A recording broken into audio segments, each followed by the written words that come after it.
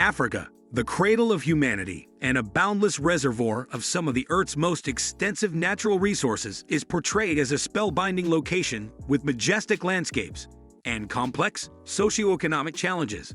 The continent, rich in minerals and teeming with varied ecosystems, has attracted global attention not only for its scenic beauty, but also for deep-seated issues in governance and economy. However, unbeknownst to many, the extraction of Africa's abundant resources has been clandestinely controlled by select old money families. Notably, one such dynasty that has dominated the global diamond industry, holding an astonishing 85 to 90% share of rough diamond distribution for over a century, not only in Africa, but worldwide. The Oppenheimer family of South Africa stands out in this narrative, having managed not only to survive but thrive through the most testing historical eras, amassing billions through 2 world wars, the digital revolution of the 21st century, and even escaping the highly publicized blood diamond controversy of the early 2000s. In today's episode, their full saga is told, illustrating a centuries-long fight over resources, political power, and global prestige in the birthplace of our species. The Oppenheimer clan's legacy is deeply intertwined with the allure of diamonds, high finance, and diversification into essential goods, including Africa's food supply. At the helm stands Nicholas F. Oppenheimer, affectionately known as Nicky, whose net worth reached a staggering $9.85 billion in 2024, marking a notable climb from the previous year. Nicky's financial acumen is evident in strategic investments spanning continents and industries, managed through entities like Stockdale Street in London and Tana Africa Capital in Johannesburg. Nicky's interests extend beyond business into ventures like Fireblade Aviation, a private aviation firm, and significant stakes in healthcare and environmental conservation efforts. The baton of the Oppenheimer legacy is poised to pass to Jonathan Oppenheimer, Nicky's son, who has demonstrated prowess in commercial endeavors and political engagement, including strategic moves like taking control of Nigeria's Gigs Industries Limited in 2023. Rebecca Oppenheimer, another member of the family, contributes to the family's legacy through her achievements in astrophysics and environmental stewardship, owning a palatial residence and adding to the family's display of wealth. The Oppenheimers' journey from bookish scientists and corporate financiers to multi-billionaires in the 21st century is a tale of strategic maneuvers, political intrigue, and economic foresight, firmly establishing their place in the historical echelons of global wealth and influence. The narrative delves into the historical background of the Oppenheimer family, beginning with Ernest Oppenheimer's early life in Germany and his strategic move to South Africa, where he emerged as a prominent figure in the diamond industry.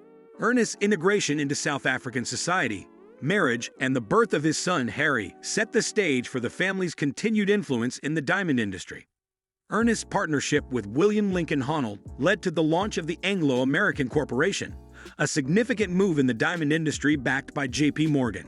Despite challenges like World War II, Ernest's leadership of De Beers expanded into other industries, though not without controversies like price fixing.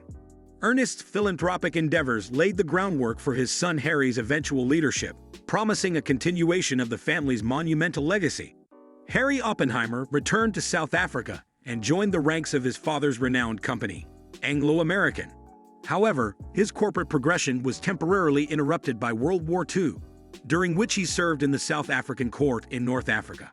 In the post-war era, Harry Oppenheimer was drawn into the realm of politics. From 1948 to 1957, he represented the United Party as a member of the South African Parliament, where he became known for his strong opposition to the apartheid regime. This period in South African history was deeply affected by the institutionalization of apartheid, a system of racial segregation and discrimination. The pro-apartheid National Party, victorious in the 1948 elections, had enacted laws such as the Population Registration Act of 1950, which categorized South Africans by race and implemented strict segregation through various acts. During his time in Parliament, Harry Oppenheimer, as a member of the opposition, emerged as a notable figure against the regime. As a member of Parliament for the United Party, the main opposition to the National Party's apartheid policies, he advocated for a more equal treatment of Black South Africans. However, his approach, while advocating for better conditions, did not extend to full equality for all races. On one hand, Oppenheimer's efforts were aimed at enhancing the lives of Black urban residents, and fostering the development of a property-owning black middle class, seen as a step towards an orderly political transition. On the other hand, purposefully aligning himself with the legacy of British colonialist and businessman Cecil Rhodes, Harry expressed concerns about the potential risks to civilization he associated with what Oppenheimer referred to as primitive tribesmen. This duality in his views reflected the complexities of his position and the era's socio-political landscape. However, by 1957, the family business called, and following his father's demise that year, Harry relinquished his political ambitions to spearhead both Anglo-American and De Beers. De Beers, by then a titan in the diamond and mineral supply, was poised for a transformation under his aegis. At De Beers, Harry Oppenheimer was more than a mere executive. He was a visionary. He revolutionized the diamond industry with ingenious marketing tactics, paving the way for the modern connotation of diamonds as enduring emblems of love and commitment and a girl's best friend. Naturally, his strategy wasn't just effective. It was transformative, shaping global perceptions that persist today. Under his leadership, De Beers' footprint expanded dramatically, reaching Canada, Australia, Malaysia, Portugal, Zambia, and Tanzania. This expansion was not just a growth strategy, but a statement of intent, firmly planting De Beers on the global stage. However, although he had formerly left politics years before, Harry's political influence continued to hold sway. He seamlessly transitioned to a role behind the scenes, supporting the Progressive Party as its chief financial benefactor, thus continuing to shape the political landscape without the limelight of office. By the time the 1980s dawned, Oppenheimer had climbed the echelons of wealth, ranking among the world's richest. His fortune, a mosaic of gold, diamonds, and various minerals, was a testament to his business acumen. As the chairman of both the Anglo-American Corporation and De Beers Consolidated Mines, he didn't just oversee operations. He expanded their global footprint, so much so that by the end of the decade, his empire shockingly contributed to a full quarter of South Africa's GDP. As his unparalleled career came to a close, Harry had set the stage for his son, Nicky Oppenheimer, to take the reins and steer the family legacy through a world of evolving challenges and opportunities. In the dynamic decade of the 1990s, the Oppenheimer family, with Nicholas "Nicky" Oppenheimer at the helm, maintained their stronghold over the diamond industry. Their control of De Beers, since the late 1920s, had transformed diamonds into emblems of luxury and desire. Yet this reign was not without its challenges. In 1995, the family yet again found themselves embroiled in controversy. Critics accused them of monopolistic practices, alleging that their grip over De Beers and its exclusive contracts allowed them to skew the diamond market. Thus, as the 21st century unfolded, the Oppenheimers pivoted, broadening their business interests beyond the glint of diamonds. They ventured into various African sectors, including healthcare, agriculture, media, and retail. This strategic diversification was seen as a savvy move to safeguard the family's financial prominence. The new millennium further brought intensified scrutiny to Oppenheimer's diamond endeavors, with criticisms centered around environmental and ethical concerns. These criticisms gained momentum with cultural references that cast a spotlight on the darker aspects of diamond mining. One such reference was the Oscar-nominated 2006 film Blood Diamond, starring Leonardo DiCaprio. Set amidst the Sierra Leone Civil War, the movie graphically depicted the harrowing realities of diamond mining, starkly portraying the industry's impact on local communities and the environment.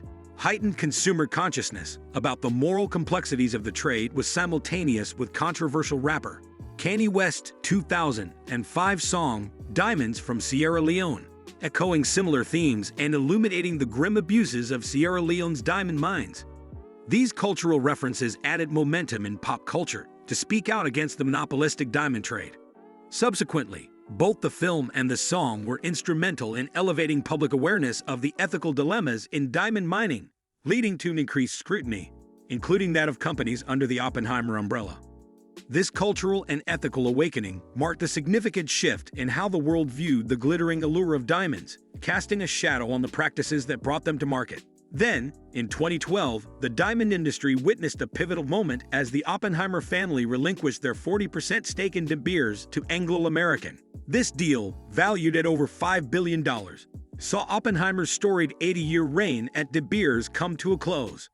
With newfound liquidity, the family, already known for its diverse investments, was now poised to broaden its portfolio across various sectors.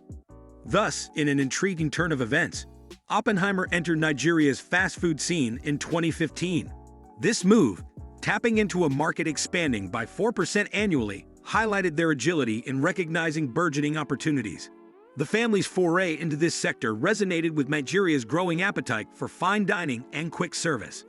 2017 marked a further strategic move in this arena by Oppenheimer in Nigeria with the acquisition of a majority stake in GZ Industries, a leading aluminum can manufacturer.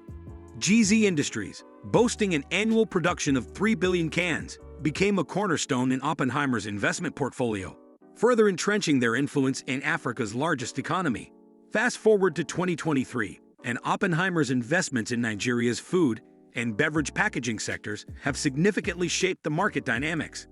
Their stake in GZ Industries has propelled the company to control a substantial portion of Nigeria's drinks market. Thus, by the 2020s, the Oppenheimer dynasty has firmly established its complex and multifaceted legacy, stretching from diamonds and precious gems to aluminum. Their story reflects what happens when one family permanently embeds itself in the economic and political structures of Africa's vast natural resources, for better or for worse.